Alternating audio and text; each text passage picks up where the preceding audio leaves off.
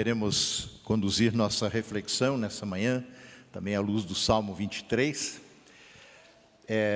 Primeiro domingo do ano, primeiro culto do ano, e de alguma forma é um momento assim, um divisor de águas, como também o último culto do ano o foi, e a gente tanto olhar para trás quanto olhar para frente. E nós queremos fazer isso com a perspectiva, tendo em mente, deixando-nos iluminar nesse sentido, também através deste salmo conhecido, Salmo 23. É um salmo que se adapta a inúmeras situações. Eu já preguei sobre o Salmo 23 em casamentos, em bodas de prata, de ouro, em sepultamentos, em várias situações. E eu creio que ele tem também alguma coisa a nos dizer no contexto do primeiro culto do ano 2022. Trata-se de um salmo de Davi, como muitos que estão ali nos salmos, nem todos, mas este é um salmo de Davi.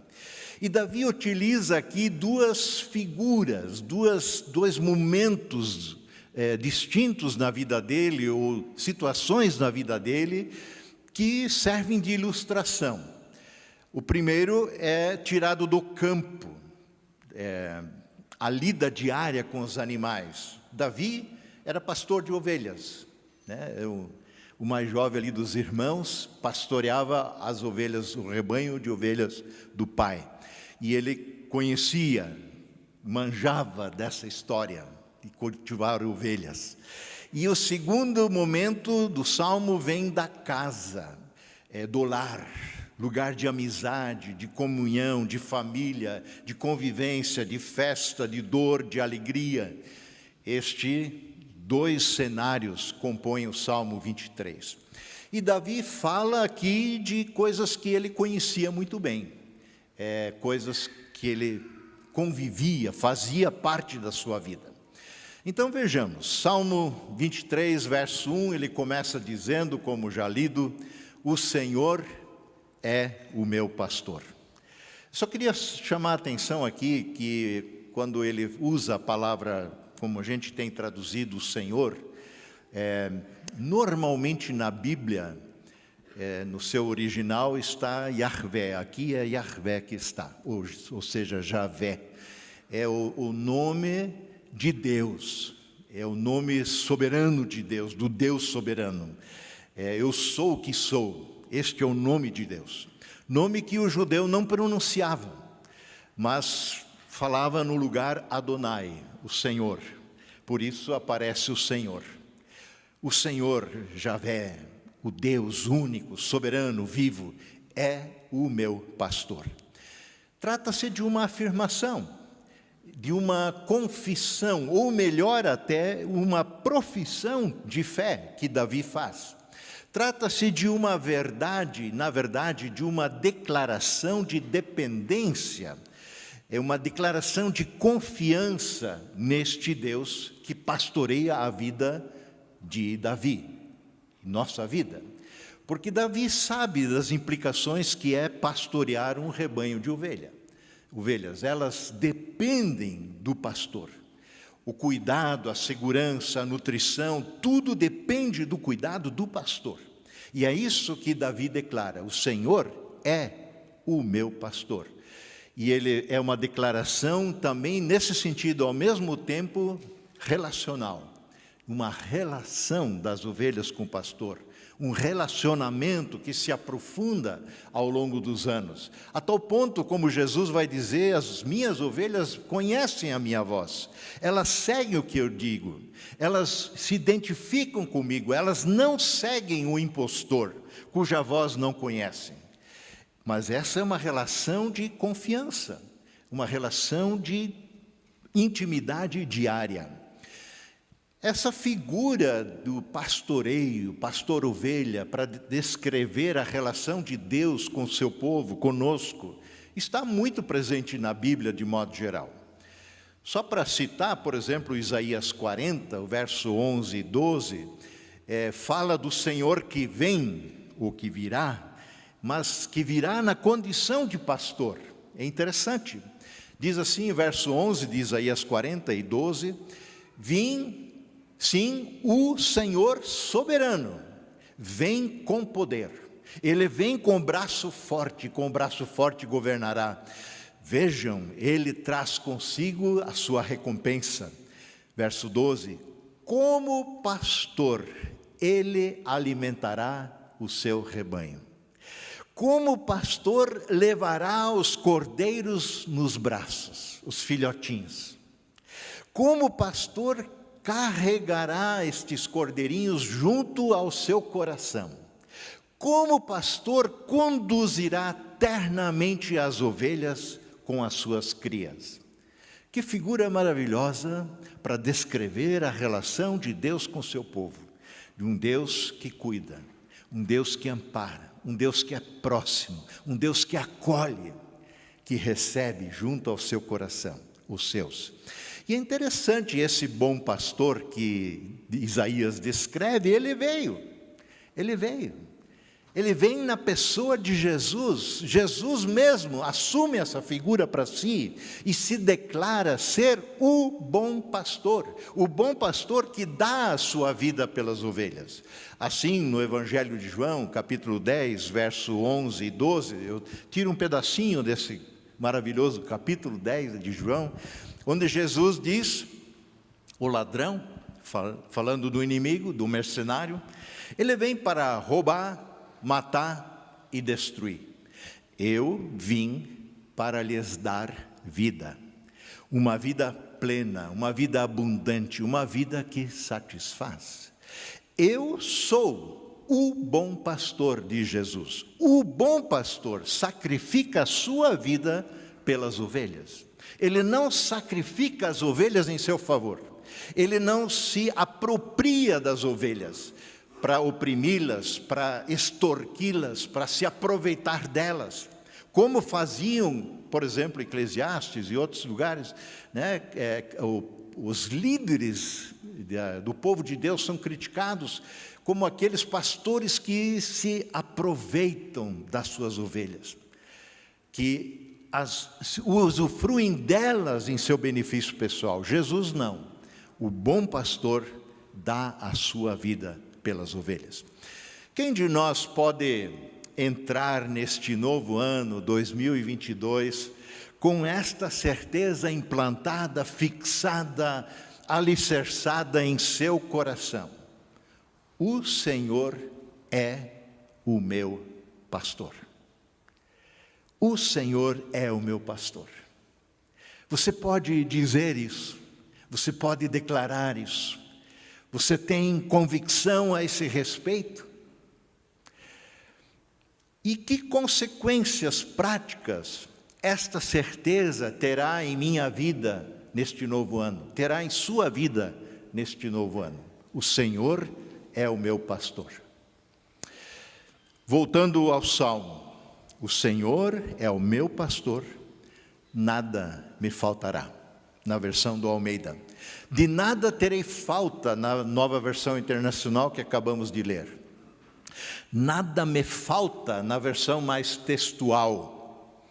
Uma das grandes preocupações em relação ao futuro, também no novo ano que se inicia, é termos tudo necessário para a vida, para a gente sobreviver, saúde, o que comer, o que vestir, onde morar, que nada nos falte. São preocupações, na verdade, bem humanas. Jesus, falando disso no Sermão do Monte, ele diz que a gente não deveria andar ansiosos por aí com essas coisas, porque com elas se preocupam aqueles que não conhecem o Senhor, não conhecem o cuidado do bom pastor, não experimentaram, não vivenciaram esse cuidado precioso do bom pastor. Davi experimenta uma vida não necessariamente de fartura, mas onde nunca lhe faltou nada. Não lhe falta nada, não lhe faltou nada, e ele vive na expectativa de que nada me faltará. Assim vive e pode viver todo aquele que sujeita a sua vida aos cuidados do bom pastor, à liderança do bom pastor. porque é guardado por Ele, guardados por Ele, que podemos dizer essas coisas. Não porque nós conseguimos providenciar e cuidar de nós mesmos, mas porque somos cuidados. É voz passiva. Nada me faltará, de nada tenho falta, diz o salmista. Não é uma esperança que ele coloca aqui. Não se trata de uma oração, de um pedido, não.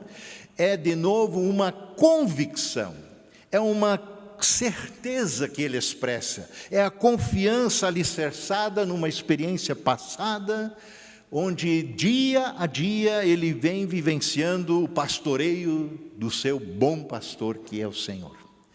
E que até o dia de hoje, nada nos tem faltado.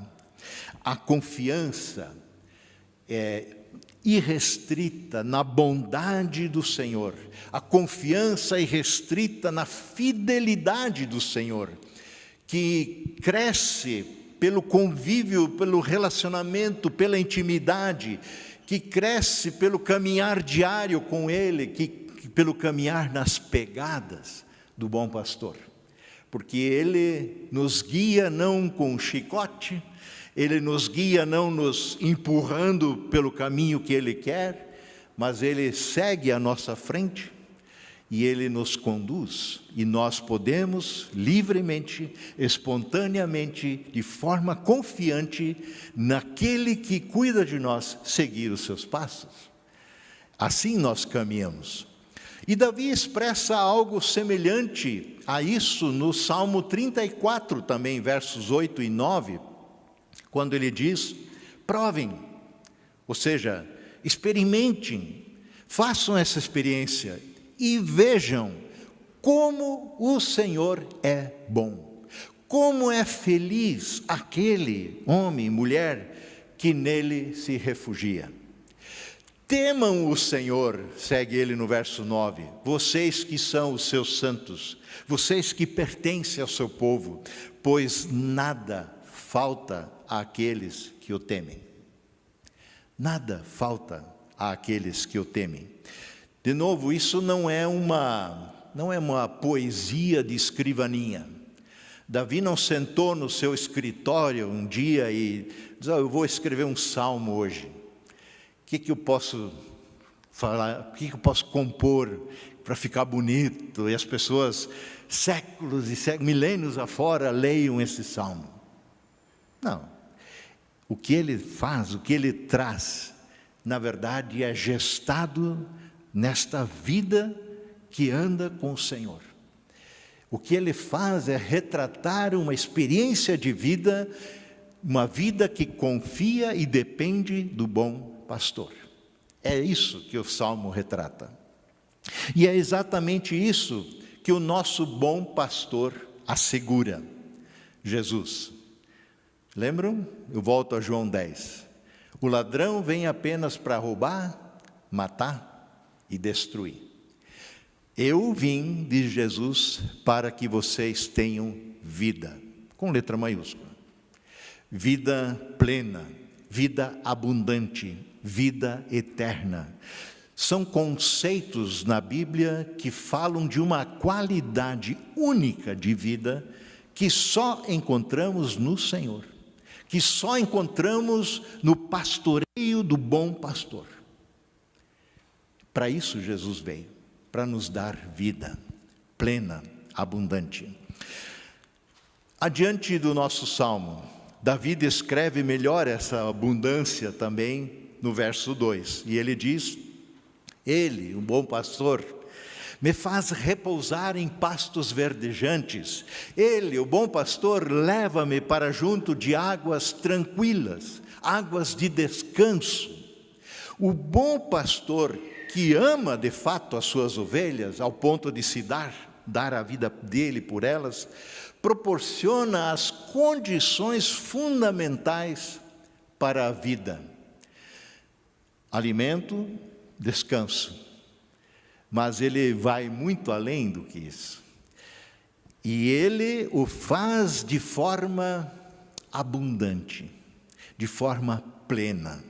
Nele, no bom pastor, temos tudo o que necessitamos, tanto para o corpo, tanto para a vida física, quanto para a alma, para o espírito, para o nosso coração, para a eternidade.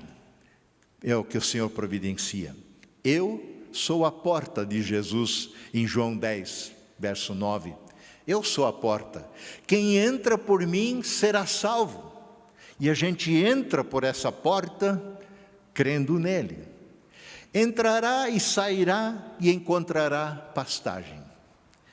Quem entra no aprisco de Deus, no curral de Deus, quem entra no reino de Deus, passando pela porta estreita que é Jesus, não é preso, não é um prisioneiro, não é aprisionado, não é oprimido.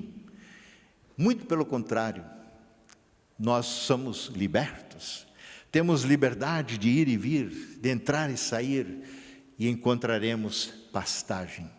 Cuidado para tudo que é necessário para uma vida plena, boa, abundante.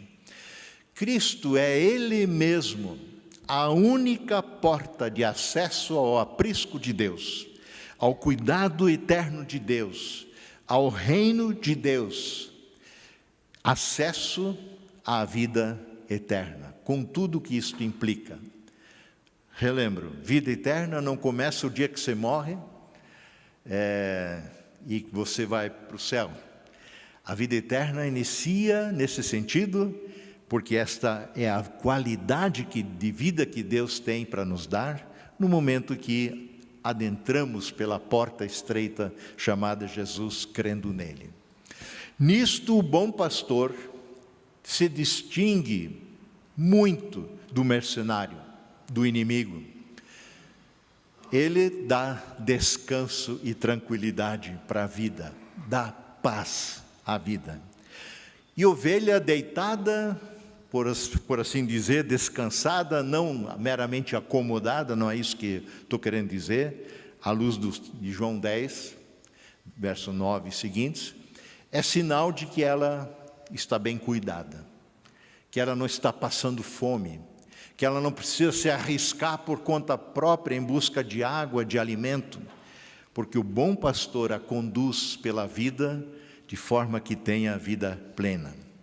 Pastos verdes, águas tranquilas, citadas aqui pelo salmista, simbolizam essas dádivas de salvação que só Deus tem para dar. Água, muitas vezes, na Bíblia, simboliza a salvação. Isaías 12, por exemplo, verso 2 e 3, diz assim: Deus é a minha salvação, Deus é a minha salvação, terei confiança e não temerei, o Senhor, sim, o Senhor é a minha força e o meu cântico, Ele é a minha salvação. E aí vejam o verso 3, com alegria vocês tirarão água das fontes da salvação. Com alegria vocês tirarão água das fontes de salvação. Em outro contexto, mais no final do livro de Isaías, ele vai dizer a mesma coisa. Deus convida, venham para mim e bebam, é de graça, água viva.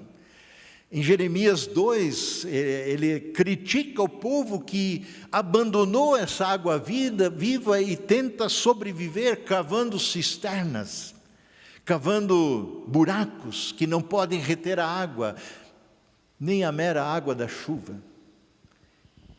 E Jeremias diz, isso é insano. Jesus novamente entra nessa mesma fala, nessa mesma brecha, ele que é o cumprimento das profecias, e diz em João 4, na conversa com a mulher adúltera, junto ao poço de Jacó, quando Jesus pede água para ela, ela estranha esse pedido, porque ela é mulher, é judia, é samaritana, e ele é um homem judeu. E Jesus diz, se você me conhecesse, é você que pediria água para mim, e eu te daria água viva. E diz, você não tem nem de onde tirar, como é que você vai me prometer água viva? E Jesus diz para ela, quem bebe desta água, deste poço, logo terá sede outra vez. Essa água, sim, nós a precisamos, era absolutamente necessária para a manutenção do nosso corpo, da nossa vida física, mas ela não mata mais do que a sede, aquela que sentimos na língua, aquela que seca a boca, que gruda a língua no céu da boca. Mas Jesus diz: mas quem bebe da água que eu dou, nunca mais terá sede. Esta água se torna uma fonte que brota dentro dele e lhe dá vida eterna. O Senhor tem uma água, na figura que é usada pela Bíblia toda, para nos dar, que mata a verdadeira sede da alma. Tudo que ansiamos, tudo que desejamos profundamente é apaziguado, se torna um sossego quando confiamos e dependemos do cuidado do bom pastor. O Senhor restaura os seus e o Senhor concede-lhes novas forças. Quem está sob a proteção do bom pastor também está sob a sua liderança. É importante que se diga isso. A gente não corre atrás do bom pastor apenas para sobreviver. Nós o seguimos na perspectiva de que nos colocamos debaixo da liderança dele. Também não podemos, como ovelhas, simplesmente explorar esse bom pastor, como muitas vezes a gente vê, achando que ele tem a obrigatoriedade de atender todos os meus desejos e anseios. Não é disso que o Salmo fala e não é disso que Jesus fala. Ele nos convida a andarmos sob a sua liderança. Ele tem um alvo para nós, para ti e para mim, para o qual ele dirige aqueles que nele confiam. De novo, isso está no Antigo Testamento, está no Novo Testamento. Em Êxodo 15, por exemplo, verso 13, diz assim: como com o teu fiel amor, tu conduzes o povo que resgataste. Com o teu poder, tu o guias à tua santa habitação. O Senhor lidera o seu povo para a sua casa, para o lugar de descanso, de aconchego, de paz, que é na presença dEle, e também o será para toda a eternidade. O descanso se refere à segurança e à paz que estão ligadas ao lar ou à morada, à moradia, que fazem parte também do Salmo 23. Em Deuteronômio 12 também está presente isso. O descanso verdadeiro está intimamente ligado à água, por assim dizer. Cristo, o bom pastor, ele não só guia os seus para as águas de descanso, para águas tranquilas, mas ele mesmo é a água viva que se oferece para nós. Já falei ali de João 4, ainda cito aqui rapidamente João 7, quando estava se celebrando a festa lá em Jerusalém, e tinha um momento litúrgico naquela festa em que os sacerdotes traziam água e era despejado sobre o altar, simbolizando essa bênção derramada pelo Senhor. Jesus se coloca ali ao lado do altar e fala em alta voz para as pessoas ouvirem com toda a clareza possível. E ele disse: quem tem sede, venha a mim e beba. Pois as Escrituras declaram de Jesus: rios de água viva brotarão do interior de quem crer em mim. Quando ele falou de água viva, diz João, interpretando esse momento, o evangelista, ele diz: Jesus estava se referindo ao Espírito Santo, que seria dado mais tarde a todos aqueles que nele creem. O Espírito Santo derramado em nosso coração, é o amor de Deus derramado em nosso coração, sacia toda e qualquer sede da nossa alma. Porque nós fomos feitos, criados à imagem do Deus eterno, do Deus invisível, do Deus que é amor, do Deus que é misericórdia, e que derrama a sua presença em nós, para que possamos refletir exatamente a sua imagem. Seguindo no Salmo, verso 3, o salmista diz: refrigera-me a alma, ou seja, restaura-me o vigor, guia-me pelas veredas da justiça por amor do seu nome. Isto pode referir-se também à ovelha desgarrada, vamos dizer assim, que é trazida de volta e tem suas forças restauradas. Porque a ovelha perdida, ela não acha de volta, sozinha. Jesus conta a parábola que ele deixa 99 ovelhas no aprisco e sai em busca da que se perdeu. E ela só vai se emaranhando, vai se embrulhando na vida mais e mais. É mais galheira, é mais tranqueira, é uma vida que vai se complicando. O caminho não vai ficando melhor, só pior. E é onde o bom pastor busca, inclusive, mesmo aquela que se perde. E atrás, nos ombros, cheio de alegria, a reintegra ao aprisco de Deus, ao cuidado do Senhor. Mas essa palavra, no seu original, muitas vezes significa exatamente arrepender-se, converter-se, como em Oséias 14, em Joel capítulo 2, e indica uma renovação espiritual, mais do que um mero refrigério no sentido de uma vida boa. Refrigério e restauração profunda só há ali onde houve arrependimento verdadeiro, onde houve conversão, uma mudança de rota, uma mudança de rumo, ali onde a salvação de Deus, providenciada em Cristo, foi acolhida. Voltando ao verso 3, ele continua dizendo: e eu, bom pastor, guia-me também nas veredas da justiça, nos caminhos certos, nos caminhos retos. O bom pastor me guia por caminhos justos. Os caminhos de Deus nunca são desvios, nunca são atalhos que levam a perigos e a insegurança. Ele, o bom pastor, nos guia por caminhos certos, por amor do seu nome. Por amor do seu nome. No Salmo 25, verso 8 e seguintes, ele diz algo muito, muito parecido. Vejam, ouçam. O Senhor é bom e justo. Mostra o caminho correto aos que se desviam. Guia os humildes na justiça e ensina-lhes o seu caminho. O Senhor conduz com amor e fidelidade a todos que cumprem sua aliança e obedecem a seus preceitos. Por causa do teu nome, ó Senhor, perdoa os meus pecados, que são muitos. Quem são os que temem o Senhor? Pergunta o salmista. Ele lhes mostrará o caminho que devem escolher. Viverão em prosperidade, seus filhos herdarão a terra.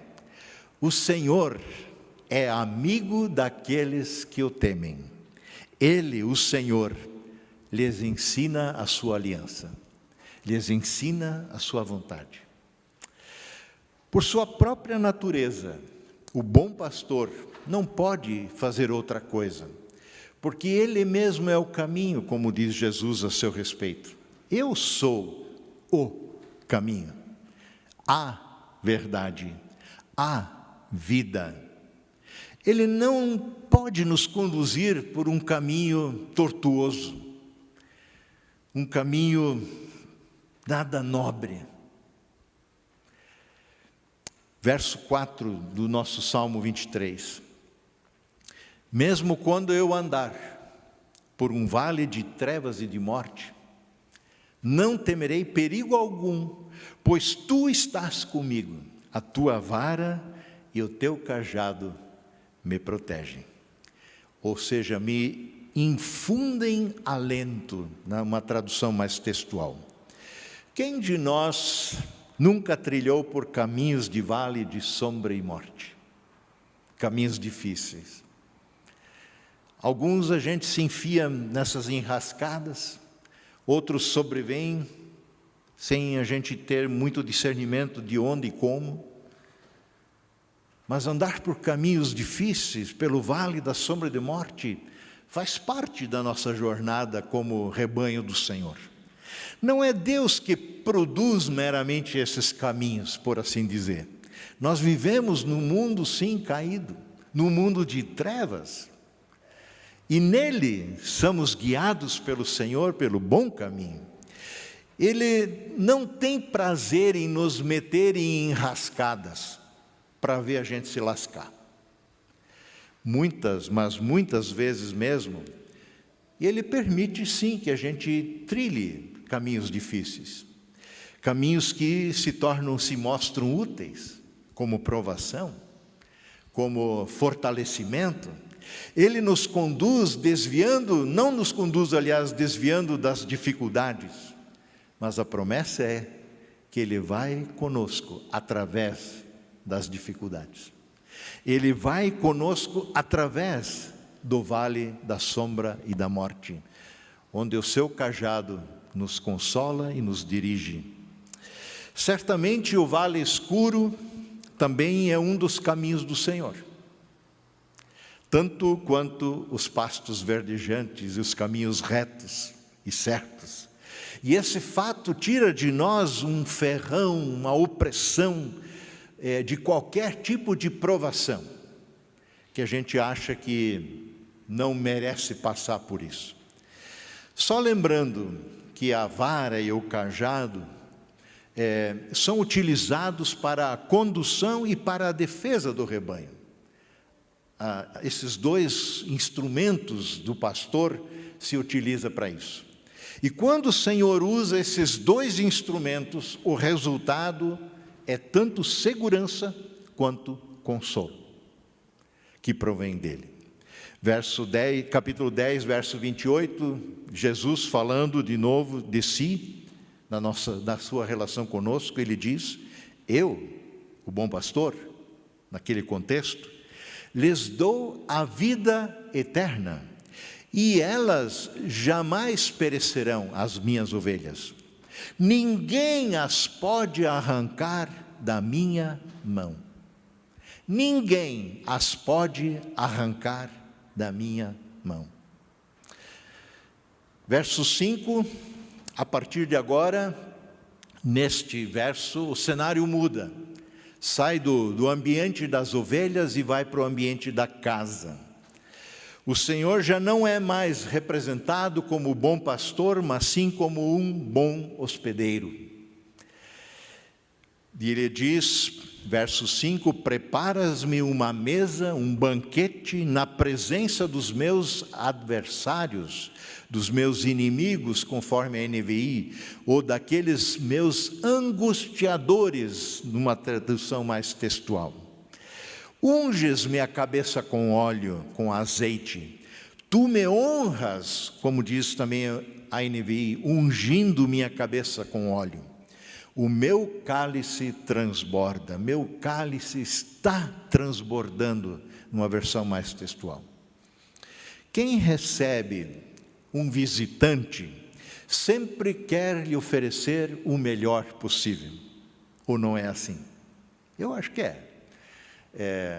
A gente come coisas mais especiais quando vem visita do que quando nós estamos na nossa lida diária.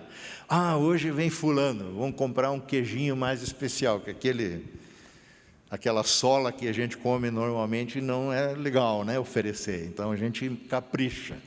Assim também Abraão, por exemplo, quando recebeu aqueles 3 homens, dentre eles o próprio Deus estava visitando para anunciar um grande projeto de Deus que começaria em Abraão. Abraão corre, vai lá junto ao seu rebanho, escolhe a melhor ovelha, pede para Sara preparar uma boa refeição, e serve a eles, e fica ali em pé ao lado, coalhada, tá, o cardápio está ali, se vocês quiserem ler em Gênesis 18, e faz o melhor para servir aqueles visitantes. No mundo do Antigo Testamento, comer e beber na mesa de alguém, à mesa de alguém, criava um vínculo de lealdade mútua, podendo até mesmo ser um sinal culminante de uma aliança com o Senhor, como foi o caso ali com Abraão. Como é o caso da ceia do Senhor que vamos celebrar daqui a pouco. Quando Jesus celebra a última ceia e ordena que a gente o faça repetidamente, em memória ao Senhor e o que Ele fez por nós, nós celebramos a nova aliança que nos está disponibilizada no sangue de Cristo. A refeição expressa a harmonia profunda entre Deus e o seu hóspede. É o que aqui está sendo retratado no Salmo. E esta harmonia é mostrada ante os olhos dos inimigos, dos adversários, daqueles que nos angustiam a vida. Quando o hospedeiro é ungido com óleo, com azeite, isso também tem uma linguagem especial. A gente hoje se sentiria muito mal, né? Chegar na casa de alguém e alguém despejar um vidro de azeite na nossa cabeça. Mas naquele tempo, no tempo de Jesus, isso sim era um sinal não só de cuidado do hóspede, mas de honrar o hóspede, como sendo o hóspede principal na casa. Lá em João, por exemplo, em Lucas 7, João 12, João 11, nós temos a história da pecadora que ungiu os pés de Jesus, porque o hospedeiro, que deveria fazer isso, honrar Jesus, ungindo com óleo sobre a sua cabeça, não o fez. E a pecadora ungiu os pés de Jesus. O cálice que transborda, que o salmista trata aqui, também é sinal de abundância. Em conjunto, esses três elementos ilustram exatamente isso. A refeição, o banquete, o azeite que unge e o cálice que transborda mostram como a bondade do Senhor traz harmonia entre Ele e os seus convidados. A bondade do Senhor nos recebe, nos honra, nos alimenta, cuida, nos traz para perto. Verso 6 e o último: bondade e misericórdia certamente me seguirão todos os dias da minha vida, diz ele, o salmista. Bondade e misericórdia me escoltarão, uma versão mais textual, e habitarei ou morarei na casa do Senhor, na casa de Yahvé, para todo o sempre. Vejam, da condição de hóspede a um morador perpétuo. Que mudança! Bondade e misericórdia, bondade e amor, atributos de Deus na sua essência, por sua vez, não são somente atitudes do doador, do hospedeiro, mas são, na verdade, o próprio presente que ele oferece a si mesmo, porque ele é bom, verdadeiramente bom, ele é amor. Não é um presente passageiro, não é um presente descartável, efêmero, mas de duração eterna. Bondade e misericórdia certamente me seguirão todos os dias da minha vida. E seguir aqui é mais do que ir de reboque, correr atrás simplesmente. A versão mais textual usa me escoltarão. Interessante. Ou seja, significa perseguir. Tal como a sombra nos acompanha para onde quer que a gente anda, a graça do Senhor acompanha os seus, não desgruda da gente. Até o fim de nossas vidas. Paulo vai dizer em Filipenses 1, verso 6, eu tenho absoluta certeza de que aquele que começou a boa obra em vocês vai completá-la até o dia de Cristo, até o dia em que Cristo voltar. Então, bondade e misericórdia e habitar na casa do Senhor significa que aquele que é receptor dessa dádiva tem o direito, recebe a bondade e a misericórdia do Senhor, tem o direito de habitar na casa do Senhor, na casa do Pai, para todo sempre. Ser hóspede na casa do Senhor é mais do que ser um mero conhecido, é mais do que ser um visitante ocasional, é mais do que ser um convidado para um dia, para um passadia, é conviver, é relacionar-se direta e intimamente com o Senhor. É ter a regalia de filho e filha, de ser incluídos na casa, é saber-se em sua própria casa, na casa do Pai. Que perspectiva fantástica a de adentrarmos um novo ano, 2022, com a certeza de sermos ovelhas do rebanho do bom pastor, com a certeza de sermos hóspedes privilegiados com as dádivas do nosso Pai. De fato, Yahvé é o meu pastor, nada me falta, de nada terei falta, também em 2022. Que possamos adentrar este ano e seguir por este ano, com esta perspectiva e essa certeza firmada em nossos corações. E essa rendição, o Senhor é o meu bom pastor. Amém.